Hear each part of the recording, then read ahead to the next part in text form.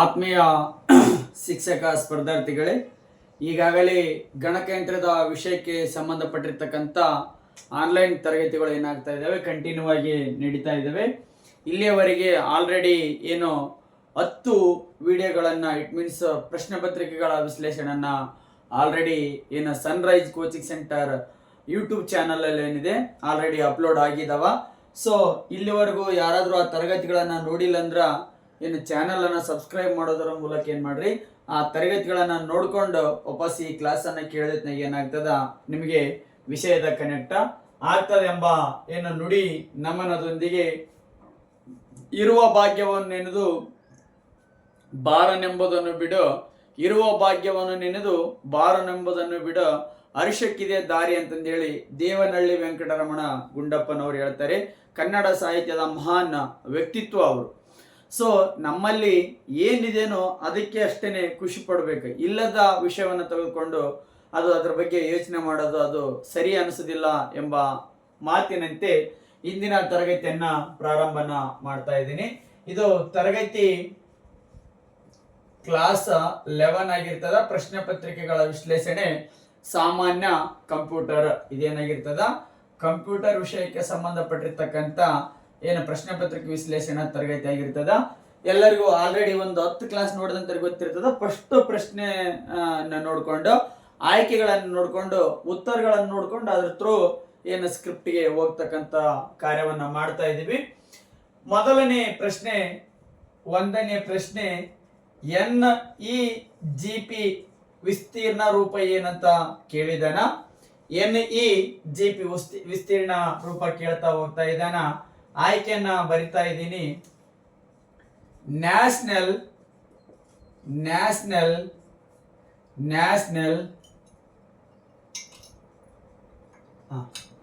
ಆಯ್ಕೆಯನ್ನ ಬರಿತಾ ಹೋಗ್ತಾ ಇದ್ದೀನಿ. National E government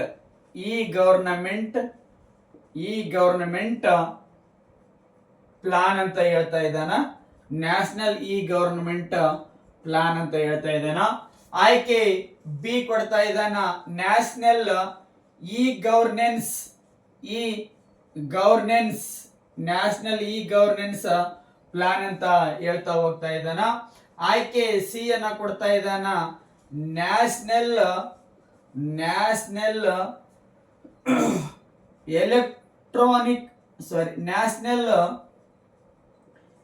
E government ಅಲ್ಲಿ ಬರ್ದಿದ್ದೀನ. ನ್ಯಾಷನಲ್ ಇ ಗವರ್ನಮೆಂಟ್ ಪ್ರಾಜೆಕ್ಟ್ ಅಂತ ಕೊಡ್ತಾ ಇದ್ದಾನ. ನ್ಯಾಷನಲ್ ಇ ಗವರ್ನಮೆಂಟ್ ಪ್ರಾಜೆಕ್ಟ್ ಅಂತ ಕೊಡ್ತಾ ಇದ್ದಾನ. ಆಯ್ಕೆ 4 ಏನು ನ್ಯಾಷನಲ್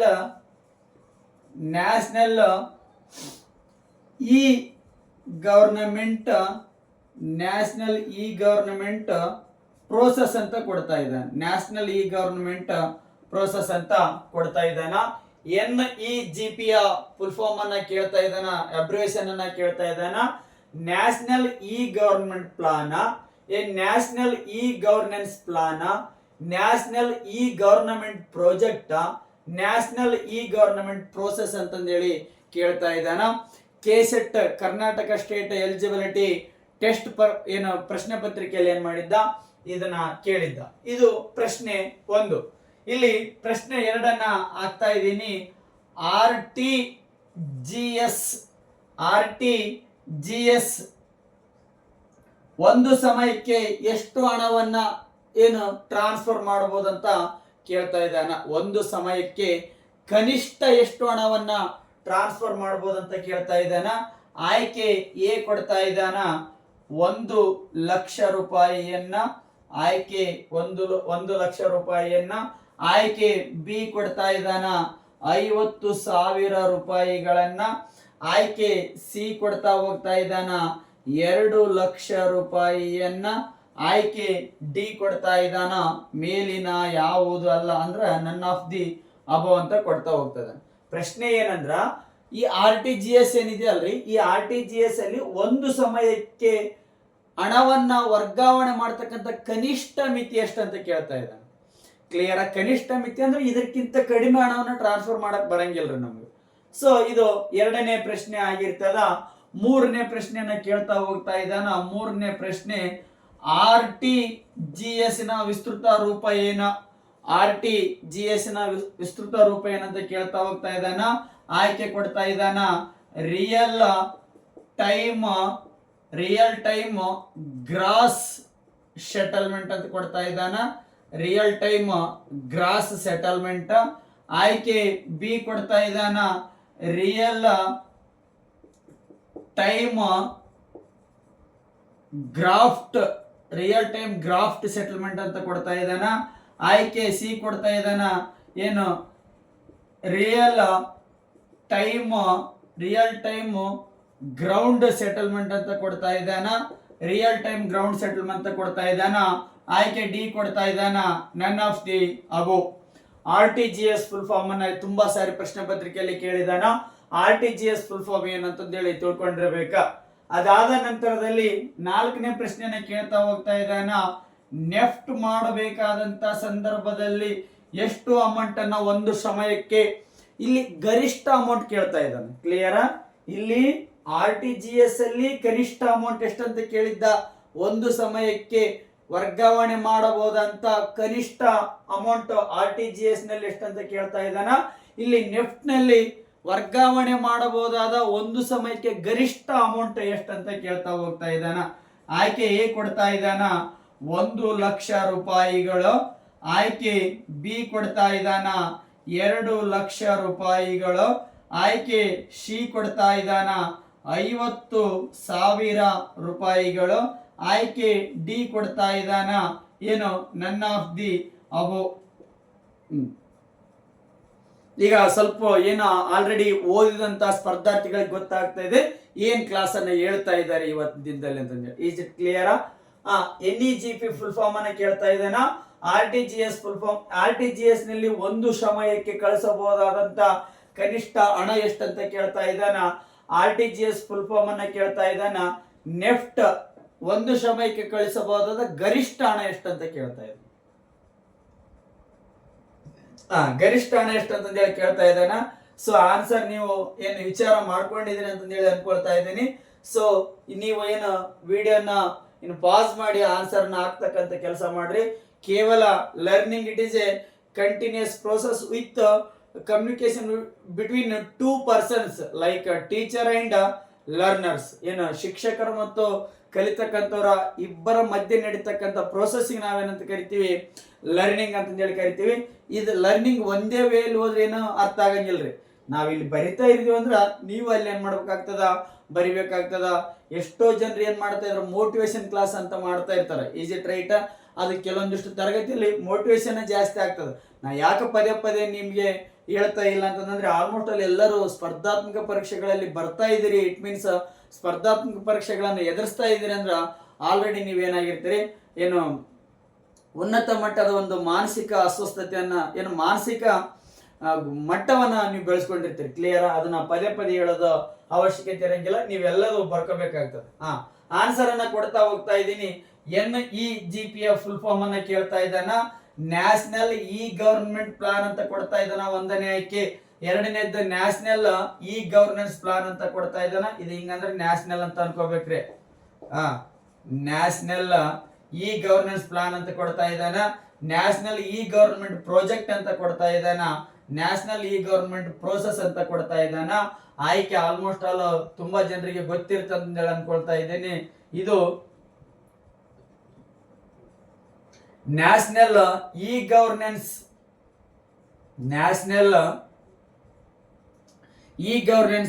ಪ್ಲಾನ್ ಆಗಿರ್ತದ.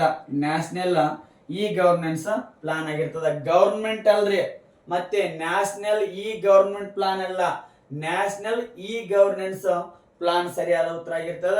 ಇಲ್ಲಿ ಕೇಳ್ತಾ ಇದ್ದಾನ, RTGS ನ ಒಂದು ಸಮಯಕ್ಕೆ ಕಳಿಸಬಹುದಾದಂತ ಕನಿಷ್ಠ ಮಿತಿ, ಲೋಯೆಸ್ಟ್ ಪ್ರೈಸ್ ಇದೆ. ಲೋಯೆಸ್ಟ್ ಪ್ರೈಸ್ ಎಷ್ಟು ಕಳಿಸಬಹುದು, ಇಂತಿಷ್ಟು ಅಮೌಂಟ್. ಕಡಿಮೆ ಅಂದ್ರೆ ಇಷ್ಟೇ ಕಳ್ಸಕ್ ಸಾಧ್ಯ, ಅದಕ್ಕಿಂತ ಕಡಿಮೆ ಅಮೌಂಟ್ ಅನ್ನು ಕಳ್ಸಕ್ ಸಾಧ್ಯ ಇಲ್ಲ ಅಂತ ಕೇಳ್ತಾ ಇದ್ದಾನ. ಒಂದು ಸಮಯಕ್ಕೆ RTGS ಮಾಡ್ಬೇಕಾದ್ರ ಏನು ಮಿನಿಮಮ್ ಎಷ್ಟು ಅಮೌಂಟ್ ಇರ್ಬೇಕಾ, 2,00,000 ರೂಪಾಯಿಗಳು ಇರ್ಬೇಕಾ. 2,00,000 ರೂಪಾಯಿಗಳು ಇದ್ರೆ ನೀವು RTGS ಮಾಡಕ್ ಸಾಧ್ಯ ಆಗ್ತದ. ನಿಮ್ಮ ಹತ್ರ 1,09,000 99,000 ಇದ್ರೂ ಸಹ ಹಣ ಏನ್ ಮಾಡಕ್ಕಾಗಂಗಿಲ್ಲ, ನೀವು ಕಳ್ಸಕ್ಕಾಗಂಗಿಲ್ಲ. ಸೊ ನಿಮ್ಮ ಹತ್ರ 2 ಲಕ್ಷ ಇದ್ರೆ ಮಾತ್ರ RTGS ಅನ್ನ ಮಾಡ್ಬೋದು. ಅದೇ ರೀತಿಯಾಗಿ RTGS ಫುಲ್ ಫಾರ್ಮ್ ಅನ್ನ ಕೇಳ್ತಾ ಇದ್ದಾನ, ರಿಯಲ್ ಟೈಮ್ ಗ್ರಾಸ್ ಸೆಟಲ್ಮೆಂಟ್. ಇದನ್ನ ಕರ್ನಾಟಕ ಎಕ್ಸಾಮಿನೇಷನ್ ಅಥಾರಿಟಿ ಅವರು ನಡೆಸಿರ್ತಕ್ಕಂಥ SDA FDA ಎಕ್ಸಾಮ್ ಅಲ್ಲಿ ಕೇಳಿದಾನ. ಇದೇ ಫುಲ್ ಫಾರ್ಮ್ ಅನ್ನ ಕೇಳಿದಾನ. ಕ್ಲಿಯರ್? ಸ್ವಲ್ಪ ವಿಷಯ ಏನು ಟಫ್ ಇರ್ತದ, ಅರ್ಥ ಮಾಡ್ಕೊಳ್ಬೇಕಾ. ಈಜಿ ಓದೋದ್ ಬೇಡ್ರಿ, ಈಜಿ ಎಲ್ಲರೂ ಓದ್ತಾರ. ನಿಮ್ ಕಂಪ್ಯೂಟರ್ KPSC ಗ್ರೂಪ್ ಅಥವಾ ಕರ್ನಾಟಕ ಎಕ್ಸಾಮಿನೇಷನ್ ಅಥಾರಿಟಿ ಅವ್ರು ನಡೆಸಿರ್ತಕ್ಕಂಥ 30 ಪ್ರಶ್ನೆಗಳಲ್ಲಿ ನಿಮ್ಗೆ 15 ಆರಾಮ್ ಬೀಳ್ತಾವ. 15 ಮೇಲೆ ಬರ್ತಕ್ಕಂಥ ಒಂದೊಂದು ಮಾರ್ಕ್ಸ್ ಏನಾಗಿರ್ತಾವ, ಆಯ್ಕೆ ಪಟ್ಟಿಯಲ್ಲಿ ನಿಮ್ಮ ಹೆಸರು ಇರುವಂತೆ ಮಾಡ್ತಾವ. RTGS ಫುಲ್ ಫಾರ್ಮ್ ಅನ್ನ ಕೇಳಿದ್ದ real time gross settlement real time gross settlement ಏನಾಗಿರ್ತದ, ಸರಿಯಾದ ಉತ್ತರ ಆಗಿರ್ತದ. ಇಲ್ಲಿ ಕೇಳ್ತಾ ಹೋಗ್ತಾ ಇದ್ದಾನ, ಹಾಗಾದ್ರೆ ಸರ್ ನೆಫ್ಟ್ ಇಲ್ಲಿ RTGS ಮಾಡ್ಬೇಕಂದ್ರೆ ಮಿನಿಮಮ್ ಅಮೌಂಟ್ 2 ಲ್ಯಾಕ್ ಇರ್ಬೇಕಂತಂದ್ರೆ ಸರ್, ಹಾಗಾದ್ರೆ ನೆಫ್ಟ್ ಮಾಡ್ಬೇಕಾದ್ರೆ ಮ್ಯಾಕ್ಸಿಮಮ್ ಅಮೌಂಟ್ ಎಷ್ಟು ಅಂತ ಕೇಳ್ತಾ ಇದಾರ ಪ್ರಶ್ನೆ. ಇಲ್ಲಿ ಮಿನಿಮಮ್ ಅಮೌಂಟ್ 2 ಲ್ಯಾಕ್ ಇರ್ಬೇಕ, ಇಲ್ಲಿ ಮ್ಯಾಕ್ಸಿಮಮ್ ಅಮೌಂಟ್ ಎಷ್ಟು ಅಂತಂದೇಳಿ ಕೇಳ್ತಾ ಇದಾರ. ಐ ಥಿಂಕ್ ಆನ್ಸರ್ ಗೊತ್ತಿರುತ್ತಂತ ಅನ್ಕೊಳ್ತಾ ಇದೀನಿ. 50 ಲಕ್ಷ ರೂಪಾಯಿ 50,000 ರೂಪಾಯಿಗಳು ಏನಾಗಿರ್ಬೇಕಾ ಮ್ಯಾಕ್ಸಿಮಮ್ ಅಮೌಂಟ್. ಅಲ್ಲಿಗೆ ಅಷ್ಟು ಮಾತ್ರ ಕಳ್ಸಕ್ ಸಾಧ್ಯ. 60,000 ಕಳಿಸ್ತೀನಿ ಅಂದ್ರೆ ನೆಫ್ಟ್ ನಡೆಯಂಗಿಲ್ರಿ. 2 ಲಕ್ಷಕ್ಕಿಂತ ಕಡಿಮೆ ಕಳಿಸ್ತೀನಿ ಅಂದ್ರೆ RTGS ನಡೆಯಂಗಿಲ್ರಿ. ಇಲ್ಲಿ 2 ಲಕ್ಷ ಅದಕ್ಕಿಂತ ಜಾಸ್ತಿನ ಕಳಿಸ್ಬೋದು. ಇಲ್ಲಿ ಕೇವಲ 50,000 ಅದಕ್ಕಿಂತ ಕಡಿಮೆ ಅಮೌಂಟ್ ಅನ್ನು ಏನ್ ಮಾಡ್ಬೇಕಾಗ್ತದ, ನೆಫ್ಟ್ ಅಲ್ಲಿ ಕಳಿಸ್ಲಿಕ್ಕೆ ಸಾಧ್ಯ ಆಗ್ತದ. 4 ಪ್ರಶ್ನೆಗಳಿಗೆ ಆಯ್ಕೆಗಳನ್ನು ಕೊಟ್ಟಿದ್ದೀನಿ, ಉತ್ತರವನ್ನ ಸಹ ಏನ್ ಮಾಡಿದೀನಿ ಹೇಳಿದೀನಿ. ಇದರೊಂದಿಗೆ ಇವತ್ತಿನ ವಿಷಯ ಏನಂತಂದೇಳಿ ನೋಡ್ತಾ ಹೋಗೋಣ. ಕ್ಲಿಯರಾ?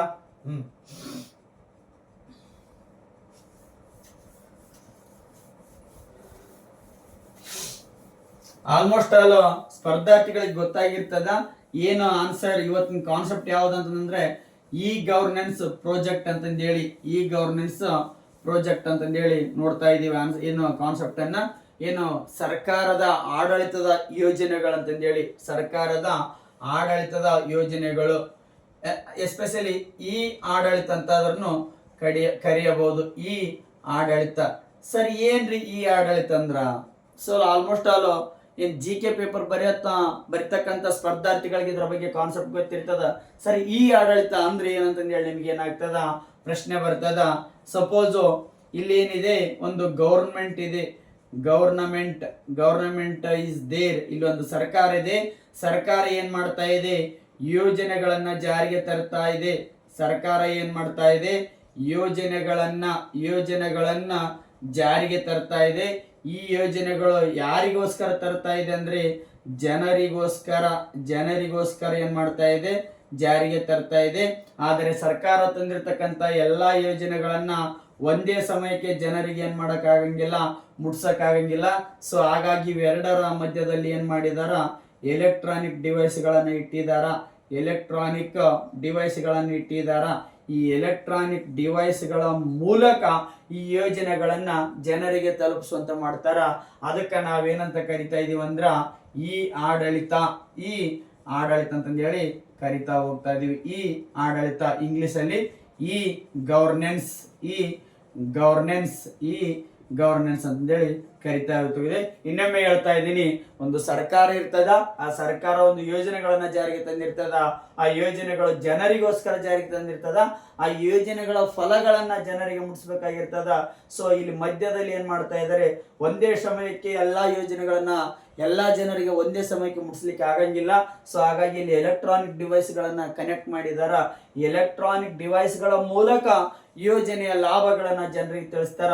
ಈ ಒಂದು ಪ್ರೊಸೆಸ್ಗೆ ನಾವೇನಂತ ಕರಿತಾ ಇದೀವಿ, ಈ ಆಡಳಿತ ಅಂತಂದೇಳಿ ಕರಿತಾ ಹೋಗ್ತಾ ಇದೀವಿ. ಹಾಗಾದರೆ ಈ ಆಡಳಿತ ಏನು ಭಾರತ ಸರ್ಕಾರ ಎಷ್ಟರಲ್ಲಿ ಅಡಾಪ್ಟ್ ಮಾಡ್ಕೊಳ್ತೋ, ಅಳವಡಿಕೆ ಮಾಡ್ಕೊಳ್ತೋ ಅಂತಂದೇಳಿ ಪ್ರಶ್ನೆನ ಮಾಡ್ತಾ ಇದ್ದಾನ. 2006ರಲ್ಲಿ ಏನ್ ಮಾಡ್ತಾರ, ಈ ಆಡಳಿತ ಯೋಜನೆಯನ್ನು ಏನ್ ಮಾಡ್ತಾರ, ಭಾರತ ಸರ್ಕಾರದವರು ಏನು ಅಳವಡಿಕೆ ಮಾಡ್ಕೊಳ್ತಾರ. ಸರ್ ಹಾಗಾದ್ರೆ ಅದಕ್ಕೆ ಏನಂತ ಹೆಸರು ಕೊಟ್ರಿ? ನಾನು ಒಂದನೇ ಪ್ರಶ್ನೆಯನ್ನ ಕೇಳಿದ್ದೆ, NEGP ಫುಲ್ ಫಾರ್ಮ್ ಅನ್ನ ಕೇಳ್ತಾ ಹೋಗ್ತಾ ಇದ್ದಾನ. ಆಲ್ರೆಡಿ ಬರ್ದಿದ್ದೀನಿ, ನ್ಯಾಷನಲ್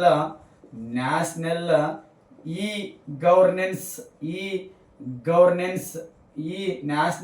ಗವರ್ನೆನ್ಸ್ ಏನು ಪ್ಲಾನ್ ಅಂತಂದೇಳಿ ನ್ಯಾಷನಲ್ ಇ ಗವರ್ನೆನ್ಸ್ ಪ್ಲಾನ್ ಅಂತಂದೇಳಿ 2006ರಲ್ಲಿ ಭಾರತ ಸರ್ಕಾರದವ್ರು ಏನ್ ಮಾಡ್ತಾರ ಅಡಾಪ್ಟ್ ಮಾಡ್ಕೊಳ್ತಾರ. ಅದಾದ ನಂತರದಲ್ಲಿ 2006ರಲ್ಲಿ ನ್ಯಾಷನಲ್ ಇ ಗವರ್ನೆನ್ಸ್ NEGP ನ ಅಡಾಪ್ಟ್ ಮಾಡ್ಕೊಳ್ತಾರ ಅಥವಾ ಅಳವಡಿಕೆ ಮಾಡ್ಕೊಳ್ತಾರ.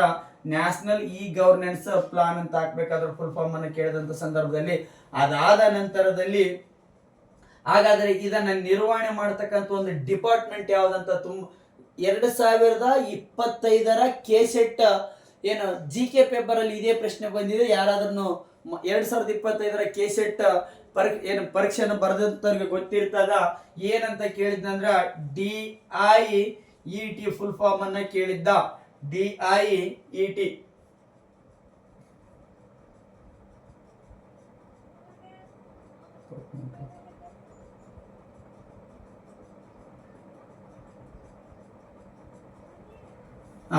ಇಲ್ಲಿ ಏನಂತ ಕೇಳಿದ ನ್ಯಾಷನಲ್ ಇ ಗವರ್ನೆನ್ಸ್ ಪ್ಲಾನ್ ಅನ್ನ ಅಳವಡಿಕೆ ಮಾಡ್ಕೊಳ್ತಾರ. ಇಲ್ಲಿ ಒಂದು ಇಲಾಖೆಗಳು ಬರ್ತದ, ಅದು ನನಗೆ ನೆನಪಾಗ್ತಾ ಇಲ್ಲ. Department of information and electronic technology. Yes, good. DIET ಅಂತಂದೇಳಿ ಒಂದು ಇಲಾಖೆಯನ್ನ ಏನು ಓಪನ್ ಮಾಡ್ತಾರ. DEIT ಇಲಾಖೆಯೊಂದಿಗೆ DAR ಅಂಡ್ PG ಎಂಬ 2 ಇಲಾಖೆಗಳು ಏನ್ ಮಾಡ್ತಾವ, ಇದರೊಂದಿಗೆ ಒಮ್ಮೆ ಮರ್ಜ್ ಆಗ್ತಾ ಹೋಗ್ತಾವ. DEIT ಫುಲ್ ಫಾರ್ಮ್ ಅನ್ನ ಕೇಳಿದ್ದ department of information and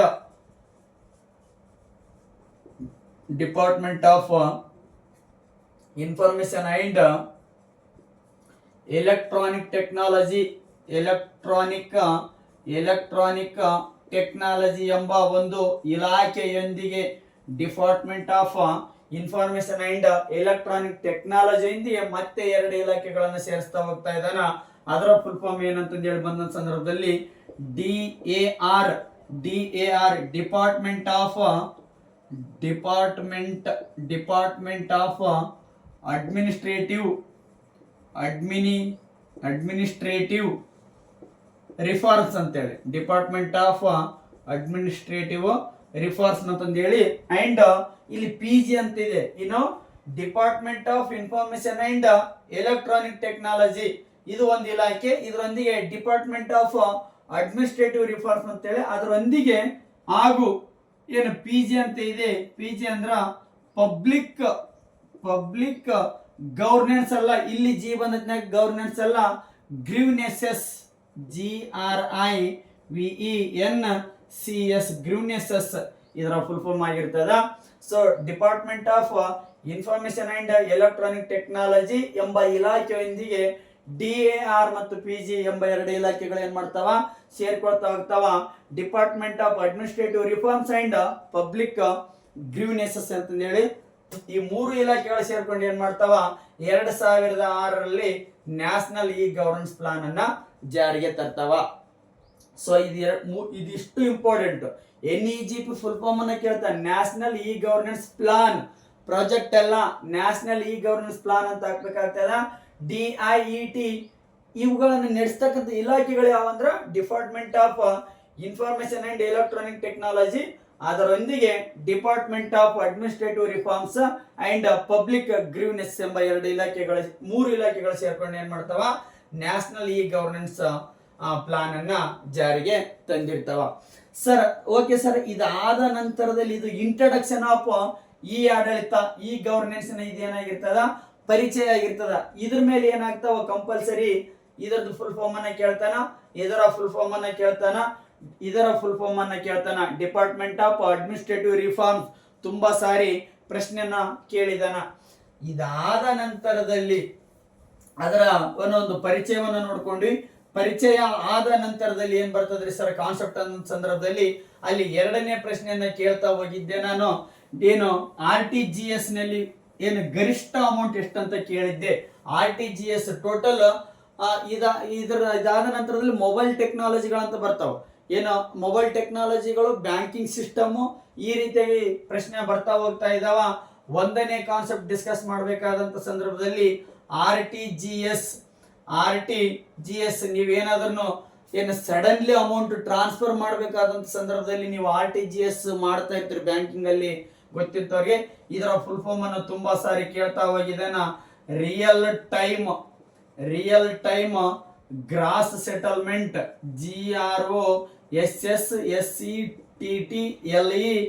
GROSSETTLEMENT, gross settlement ಇದ್ರದ್ದು ಏನಾಗಿರ್ತದ ಫುಲ್ ಫಾರ್ಮ್ ಆಗಿರ್ತದ. ಸರ್ ಹಾಗಾದ್ರೆ ಇದರ ಕನಿಷ್ಠ ಎಷ್ಟು ದುಡ್ಡನ್ನ ನಾವು ಒಂದು ಟೈಮ್ಗೆ ಟ್ರಾನ್ಸ್ಫರ್ ಮಾಡಬಹುದು ಅಂತ ಪ್ರಶ್ನೆನ ಕೇಳಿದಾನ. 2 ಲಕ್ಷ ರೂಪಾಯಿಗಳು. 2 ಲಕ್ಷ ರೂಪಾಯಿಗಳನ್ನ ಏನ್ ಮಾಡಬಹುದು ಒಂದು ಟೈಮ್ಗೆ ಕನಿಷ್ಠ ಮಿತಿ ಇರೋದು. ಗರಿಷ್ಠ ಎಷ್ಟಾದ್ರೂ ನೀವು ಟ್ರಾನ್ಸ್ಫರ್ ಮಾಡಬಹುದು, ಆದ್ರೆ ಕನಿಷ್ಠ ಮಿತಿ ಏನಾಗಿರ್ತದ 2 ಲಕ್ಷ ರೂಪಾಯಿಗಳಾಗಿರ್ತದ. ಸರ್ RTGS ಏನ್ರಿ ವ್ಯತ್ಯಾಸ, ಇದ್ರದ್ದು ವಿಶೇಷ ಏನಂತ ಬಂದ ಸಂದರ್ಭದಲ್ಲಿ ತಕ್ಷಣಕ್ಕೆ ಹಣ ವರ್ಗಾವಣೆ ಆಗ್ತದ. ತಕ್ಷಣಕ್ಕೆ ಏನಾಗ್ತದ ಹಣ ವರ್ಗಾವಣೆ ಆಗ್ತದ. ಇಲ್ಲಿ ಟೈಮ್ ಏನು ತೆಗೆದುಕೊಳ್ಳಂಗಿಲ್ಲ. ಸೊ RTGS ಮತ್ತೆ ವಿಶೇಷ ಲಕ್ಷಣ ಏನಂದ್ರೆ ಬ್ಯಾಂಕ್ ಅಕೌಂಟ್ ಇಲ್ಲದಿದ್ದರೂ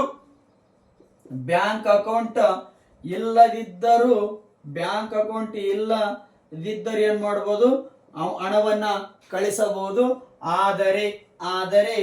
ಆದರೆ ಸ್ವೀಕರಿಸುವವರ